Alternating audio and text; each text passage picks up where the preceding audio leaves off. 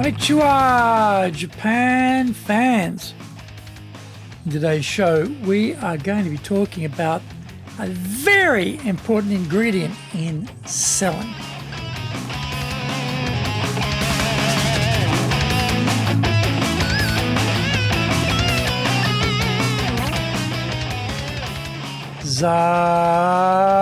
Eigo desu.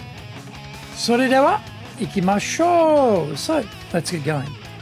This is the 4th year of the Sales Japan Series podcast. We're broadcasting around the world from the Beverly Hills of Japan, Minato-ku here in downtown Tokyo. It is Chic Central.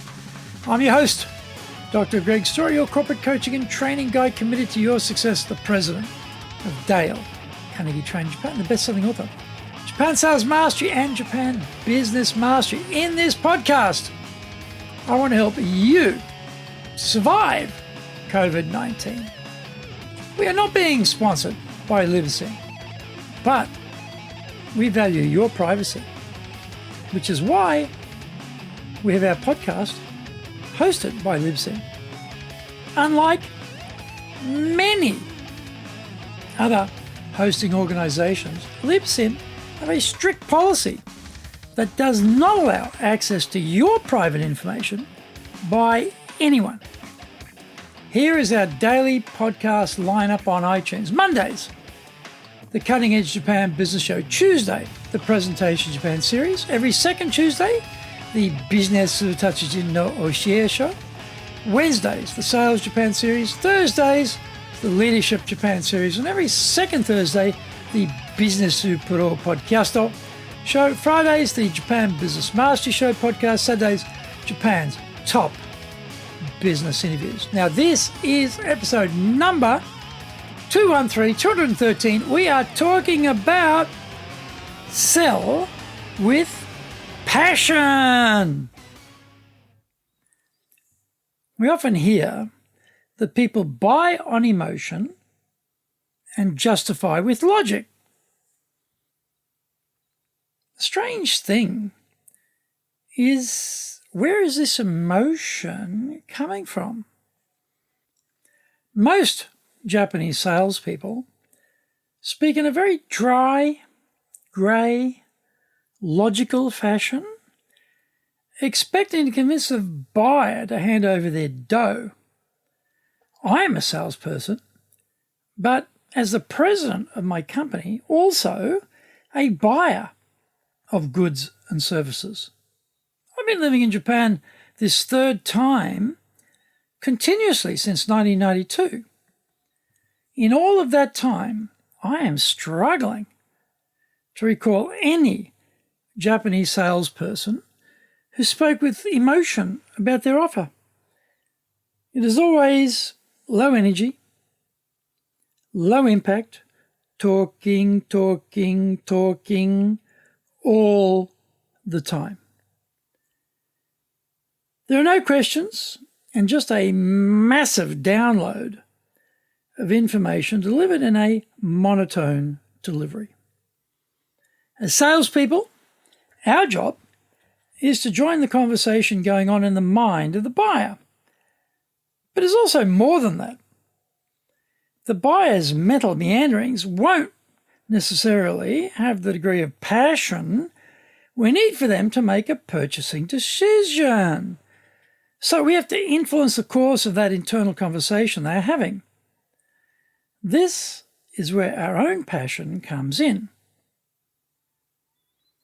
I always thought Japanese people were unemotional before I moved to Japan the first time in 1979. The ones I had met in business in Australia were very reserved and quite self-contained. They seemed very logical and detail-oriented. After I moved here, I realized I had the wrong information. Japanese people are very emotional in business. This is related closely to trust. Once they trust you, they have made an emotional investment to keep using you. No one likes to make a mistake or fail. And the best way to avoid that is to deal with people you can trust. How do you know you can trust them? There is some track record of reliability there that tells you the person or company you are dealing with is a known quantity that will act predictably and correctly every time. The problem with this approach, though, is that you will only ever be able to sell to existing accounts. What about gaining new customers? You have no track record, no predictability as yet. When you meet a new customer, they are mentally sizing you up, asking themselves, can I trust you? Naturally, a good way to overcome the lack of track record is to create one. Offer a sample order or something for free. This takes the risk out of the equation for the person you are dealing with. To get involved with a new supplier means they have to sell the idea to their boss, who has to sell it to their boss on up the line. No one wants to take the blame if it all goes south. A free or small trial order is great risk containment tactic and makes it easy for all parties concerned to participate in the experiment. Find out more. We come back from the break.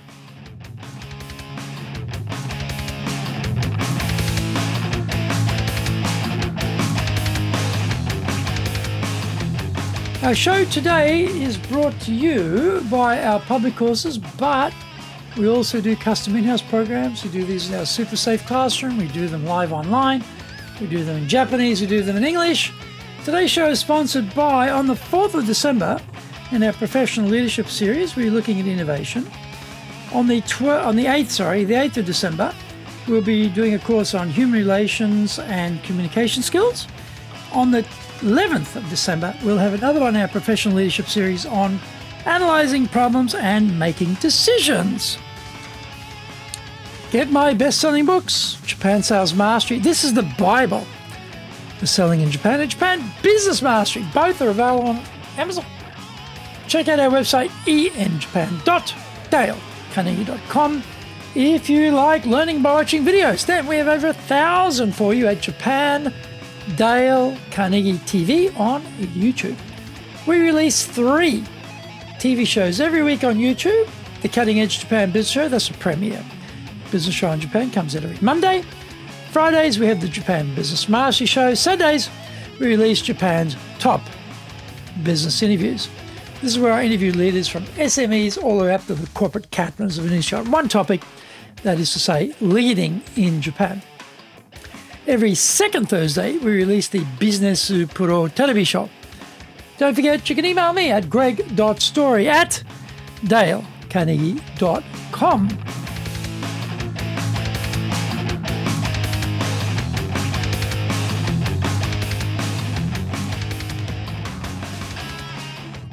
Welcome back. The other success ingredient is passion for your product or service. When the buyer feels that passion, it is contagious, and they are more likely to give you a try to at least see if there's some value to continue working with you.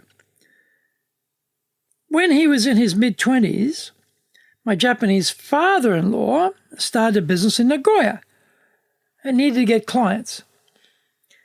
He targeted a particular company, and every morning he would stand in front of the president's house and bow as he was leaving by car for the office.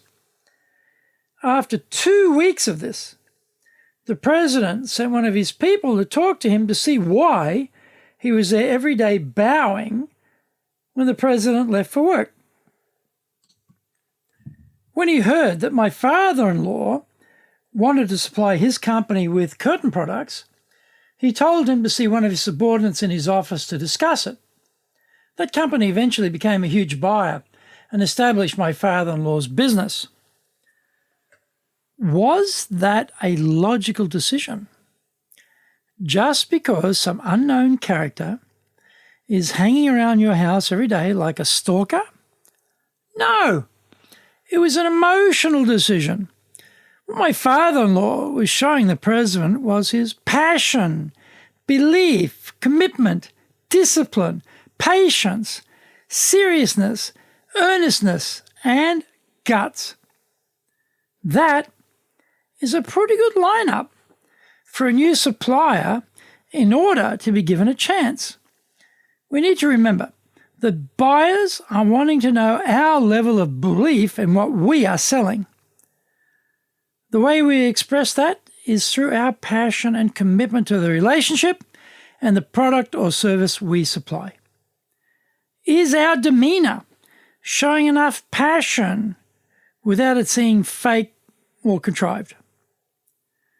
Do we have enough faith in what we are selling that it naturally pours out of the pores of our skin? Are we painting strong enough word pictures to get the buyer emotionally involved in a future involving what we sell? Audit your own levels of passion when you are in front of the buyer. Do you sound sold on your own offer? Do you sound committed to go the extra mile? Do you sound confident and assured, showing no hesitation? Are you honest about what is possible and what is not possible? Always understand that buyers, whether for themselves or for the company, buy on emotion and justify it with logic. Make sure you can supply that emotional requirement as well as the strong rationale for them to buy your offer.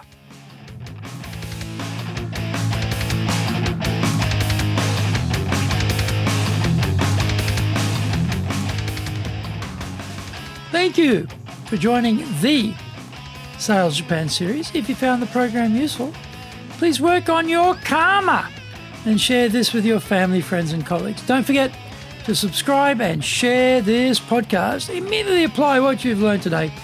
Go out there and survive. Remember, I'm your corporate coaching and training guy, committed to your success here in Nippon.